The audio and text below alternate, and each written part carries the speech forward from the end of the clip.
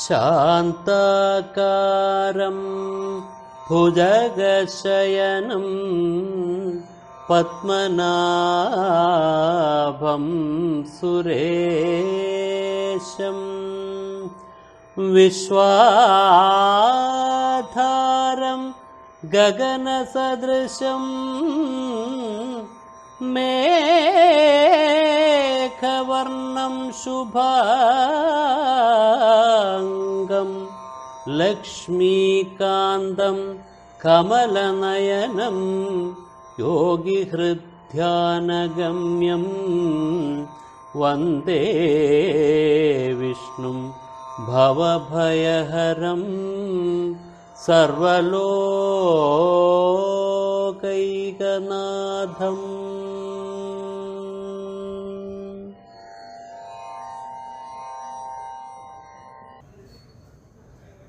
ഇനി അടുത്തത് രുക്മിണീ സ്വയംവരം പറയുന്നത്. ബുദ്ധിമുട്ട സ്തുതി വിടാൻ പറ്റുന്നില്ല, മനസ്സ് സമ്മതിക്കുന്നില്ല. പക്ഷെ നിങ്ങളുടെയും മനസ്സ് സമ്മതിക്കുന്നില്ല, എനിക്കറിയാം. പക്ഷെ നിവർത്തിയില്ല, അത് വിട്ടേ പറ്റി. അങ്ങനെ നേരെ ഈ വിവാഹത്തിലേക്ക് 5-ാം ദിവസത്തെ ഏറ്റവും പ്രധാനപ്പെട്ടതായ സംഭവം രുക്മിണീ സ്വയംവരം, രുക്മിണീ ഹരണമാണ്. നമ്മൾ സാധാരണ രുക്മിണീ സ്വയംവരം എന്ന് പറയും. രുക്മിണീ ഹരണം, രുക്മിണിയെ അപഹരിച്ചുകൊണ്ട് പോവാൻ. എന്നിട്ട് ദ്വാരകയിലെത്തിയിട്ട് ദ്വാരകയിൽ വെച്ച് ഗംഗേയുമായിട്ട് വിവാഹം, രുക്മിണീ വിവാഹം അത് നടക്കുന്നു. അപ്പോ രാജാവ് പരീക്ഷിത്ത് ശുഖബ്രഹ്മർഷിയോട് ചോദിക്കുകയാണ്. നമുക്കറിയാലോ ഈ ഭാഗവതത്തിന്റെ ബാക്ക്ഗ്രൗണ്ട്. പരീക്ഷിത്ത് ശുഖബ്രഹ്മർഷിയോട് ചോദിക്കുകയാണ്, ഭഗവൻ ശ്രോതുമിച്ഛാമി കൃഷ്ണസ്യ അമിത തേജസഃ യഥാ മാഗധശാൽവാദീൻ ജിത്വാ കന്യാം ഉപാഹരത്. പരീക്ഷിത്ത് ചോദിക്കുന്ന ചോദ്യമാണ്, അല്ലയോ ഭഗവാനെ, അങ്ങ് എനിക്ക് പറഞ്ഞു തരണം, എങ്ങനെയാണ് ഭഗവാൻ മാഗധനായിരിക്കുന്ന ജരാസന്ധനെയും അതേപോലെ ശാൽവനെയും ശിശുപാലനെയും തോൽപ്പിച്ചിട്ട് രുക്മിയെയും തോൽപ്പിച്ചിട്ട്, രുക്മിണിയുടെ സഹോദരനാണ് രുക്മി, ആ രുക്മിയെയും തോൽപ്പിച്ചിട്ട് അവരുടെ പക്ഷക്കാരായ വന്നു ചേർന്നിരിക്കുന്ന എണ്ണമില്ലാത്ത രാജാക്കന്മാരുടെയും അവരുടെ സൈന്യങ്ങളുടെയും ഒക്കെ കരുത്തിനെ നിസ്തേജമാക്കിയിട്ട് കന്യകയെ രുക്മിണിയെ എങ്ങനെയാണ് ഭഗവാൻ ഉപാഹരത് അപഹരിച്ചു കൊണ്ടുപോയത്, എന്നിട്ട് ദ്വാരകയിലെത്തി വിവാഹം കഴിച്ചത്, ആ കഥ അങ്ങ് പറഞ്ഞു തരണം, അത് എനിക്ക് കേൾക്കാൻ ആഗ്രഹമുണ്ട് എന്ന് പറയുമ്പോഴേക്കും ശ്രീ ശുകവാച, ശ്രീ ശുകൻ അദ്ദേഹം പറഞ്ഞു തുടങ്ങുകയാണ്. രാജാസി ഭീഷ്മകോ നാമ, ഭീഷ്മകൻ എന്ന് പേരായിട്ട് ഒരു രാജാവ് ഉണ്ടായിരുന്നു. എവിടെ വെച്ചാൽ വിദർഭയിൽ. വിദർഭ എന്നുള്ളത് ഭാരതത്തിന്റെ നടുക്കായിട്ട് വരും. മഹാരാഷ്ട്രത്തിന്റെ കിഴക്കൻ ഭാഗം, അതേപോലെ മധ്യപ്രദേശിന്റെ തെക്കൻ ഭാഗം, ഒറീസയുടെ കുറെ ഭാഗങ്ങൾ, ഇതെല്ലാം കൂടി ചേർന്നതാണ് വിദർഭ. ആ വിദർഭയില് ഭീഷ്മകൻ എന്ന പേരായി ഒരു രാജാവ് ഉണ്ടായിരുന്നു. അദ്ദേഹത്തിന് 5 ആൺമക്കൾ, രുക്മി തുടങ്ങിയതായ ആൺമക്കൾ. രുക്മിയാണ് ഏറ്റവും മൂത്തയാള്, ഏറ്റവും ഉള്ള ഒരു മകൾ രുക്മിണി. ഇങ്ങനെ 6 മക്കൾ ഉണ്ടായിരുന്നു. ഇതില് ഈ 5 ആൺമക്കളും യുദ്ധകാര്യങ്ങളില് ഒക്കെ അതീവ സമർത്ഥന്മാരായിരുന്നു. എന്ന് മാത്രമല്ല അവര് ജരാസന്ധന്റെ കൂട്ടുകാരായിരുന്നു. കാരണം സ്വഭാവം അതാ, ജരാസന്ധന്റെ കൂട്ടുകാരായിരുന്നു, ശിശുപാലന്റെ കൂട്ടുകാരായിരുന്നു. എപ്പോഴും ഒരേ തൂവൽ പക്ഷികളാണെന്ന് ഒരുമിച്ച് കൂടുക. അങ്ങനെ ഇവരെല്ലാം ജരാസന്ധന്റെയും ശിശുപാലന്റെയും ഒക്കെ കൂട്ടുകാർ. എന്ന് മാത്രമല്ല കംസന്റെയും കൂട്ടുകാരനായിരുന്നു. കംസൻ കൃഷ്ണന്റെ കരം കൊണ്ട് കൊല്ലപ്പെട്ടു. അതുകൊണ്ട് രുക്മി തുടങ്ങിയവർക്കെല്ലാം കൃഷ്ണനോട് വളരെ വിദ്വേഷം.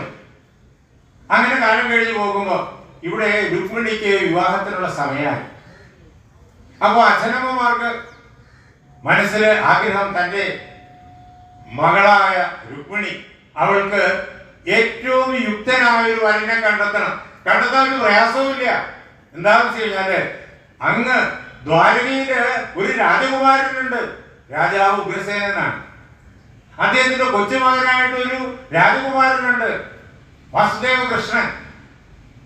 ആ വാസുദേവ കൃഷ്ണനാണ് എൻ്റെ മകൾക്ക് ഏറ്റവും പറ്റിയ വരൻ എന്ന് ഭീഷ്മകൻ തീരുമാനിച്ചു. ഭീഷ്മകന്റെ പത്നിയും തീരുമാനിച്ചു. അവർ രണ്ടുപേരും അങ്ങനെ തീരുമാനിച്ച് രണ്ടുപേരും മനസ്സുകൊണ്ട് പരസ്പരം സംസാരിച്ച് മനസ്സുകൊണ്ട് ഇങ്ങനെ ഉറച്ചിരിക്കുകയാണ്. പക്ഷേ മക്കൾ രുക്മി തുടങ്ങിയവർ അവരുടെ അനുവാദം കൂടി വേണം. എന്താ, അവര് കുറെ കടുപിടുത്തക്കാരും കൃഷ്ണന്റെ ശത്രുക്കളുടെ മിത്രങ്ങളുമാണ്. അപ്പൊ അവര് സമ്മതിച്ചു എന്ന് വരില്ല. ഈ അവസരത്തില് നാട്ടുകാരും പലതും ചിന്തിക്കുന്നുണ്ട്. അതായത് അവരുടെ രാജകുമാരിയാണ് രുക്മിണി. രുക്മിണി സൗന്ദര്യം കൊണ്ടും അതേപോലെ ശീലഗുണം കൊണ്ടും അറിവ് കൊണ്ടും ഒക്കെ മഹാലക്ഷ്മി തന്നെയാണ്. മഹാലക്ഷ്മിയുടെ അവതാര അത്രയും നാട്ടുകാർക്ക് എല്ലാവർക്കും അറിയില്ലെങ്കിൽ അവിടെ തപസ്സികളായിട്ടുള്ള ആളുകൾക്ക് അറിയാം. അങ്ങനെ എല്ലാ ആളുകളും ധാരാളം ഉണ്ടല്ലോ, അവർക്കറിയാം മഹാലക്ഷ്മിയെ പോലെയാണ് ഞങ്ങളുടെ രുക്മിണി. അപ്പൊ ആ രുക്മിണിക്ക് പറ്റിയ വരനാരാ? ആളുകൾ തന്നെ കൃഷ്ണനെ കുറിച്ച് ഒരുപാട് പേര് കേട്ടറിഞ്ഞിട്ടുണ്ട്. എന്ന് മാത്രമല്ല, ചില ആളുകൾ ഈ തീർത്ഥയാത്രയൊക്കെ പോകുന്ന ചില ആളുകളുണ്ട്. അവര് ദ്വാരകയിൽ പോയിട്ട് കൃഷ്ണൻ കണ്ടിട്ടുമുണ്ട്.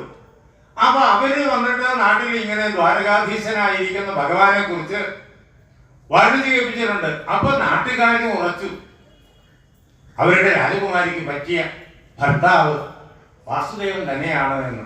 പക്ഷേ ധൈര്യമായിട്ട് പറയാൻ പറ്റൂല. മഹാരാജാവാണ് പറയേണ്ടത്, അദ്ദേഹത്തിനാണല്ലോ അധികാരം. മഹാരാജാവ് എന്നുള്ള നിലയിലും രുക്മിണിയുടെ അച്ഛൻ എന്നുള്ള നിലയിലും അദ്ദേഹത്തിനാണ് അധികാരം. എങ്കിലും നാട്ടുകാർ തമ്മിൽ രഹസ്യമായിട്ട് പറയും. അവർക്ക് രുക്മിയെ പേടിയുമുണ്ട്, രുക്മിയെ പേടിക്കണം. അങ്ങനെ ഇരിക്കവേ സഭയിൽ ഇതിനെക്കുറിച്ച് ചർച്ച വന്നപ്പോഴത്തേക്കും രുക്മി പറഞ്ഞു, എന്റെ ഇളയ അനിയത്തിക്ക് പറ്റിയ ഒരു വരനെ ഞാൻ കണ്ടു വെച്ചിട്ടുണ്ട്. അത് ചേദിയിലെ രാജാവായിരിക്കുന്ന ശിശുപാലൻ. എന്റെ ഉത്തമ സുഹൃത്ത്, മഹാവീരനാണ്, യോദ്ധാവാണ്. അപ്പോഴേക്കും മറ്റ് ചില ആളുകള് ചെറിയ ചെറിയ അഭിപ്രായങ്ങളൊക്കെ ഇങ്ങനെ പറഞ്ഞു. അപ്പൊ അവരെല്ലാം വിരട്ടി. പിന്നെ ആരും മിണ്ടിയില്ല. ഭീഷ്മകൻ ദുഃഖായി, അതേപോലെ തന്നെ അദ്ദേഹത്തിന്റെ പത്നിക്കും മഹാറാണിക്കും ദുഃഖായി. പക്ഷെ എന്ത് ചെയ്യാൻ പറ്റും? രുക്മിയെ എതിർക്കാൻ പറ്റൂല. എതിർത്ത് കഴിഞ്ഞാൽ അവൻ ഉടൻ വാളെടുക്കും, അനിയന്മാരും കൂടെ നിൽക്കും. അച്ഛനാണെന്നോ അമ്മയാണെന്നോ നോക്കില്ല. അങ്ങനെ വന്നപ്പോ അവര് നിശബ്ദരാവേണ്ടി, നിസ്സഹായരായി. അങ്ങനെ ഏതാണ്ട് അവർ തീരുമാനിച്ചതൊന്നും രുക്മിണി അറിയുന്നില്ല. അവസാനം വിവാഹം തീരുമാനിച്ചു, കല്യാണം തീരുമാനിച്ചു. സ്വയംവരല്ല. സ്വയംവരത്തില് രാജകുമാരി ഇഷ്ടമുള്ള വരനെ തെരഞ്ഞെടുത്തു. എല്ലാ രാജകുമാരന്മാരെയും വിളിച്ചു വരുത്തും. അങ്ങനാണ്.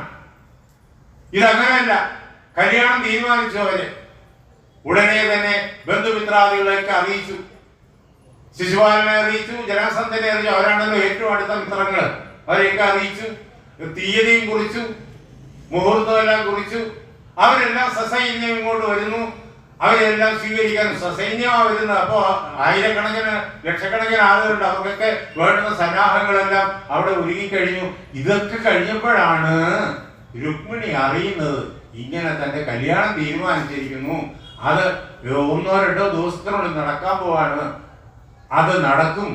വിവാഹം കഴിച്ചു കൊടുക്കാൻ പോകുന്നത് കൃഷ്ണനല്ല, പിന്നെയോ കൃഷ്ണന്റെ ശത്രുവായി നടക്കുന്ന ശിശുപാലനാണ് എന്നാണ് അറിഞ്ഞ് അവൾക്ക് വലിയ ദുഃഖമായി. എന്താ ചെയ്യാ? ഉടനെ തന്നെ വിശ്വസ്തനായ ഒരു ബ്രാഹ്മണനെ സമീപത്തേക്ക് വിളിച്ചു. എന്നിട്ട് അദ്ദേഹത്തോട് പറഞ്ഞു, അങ്ങ് എത്രയും വേഗം ദ്വാരകയിൽ പോകണം.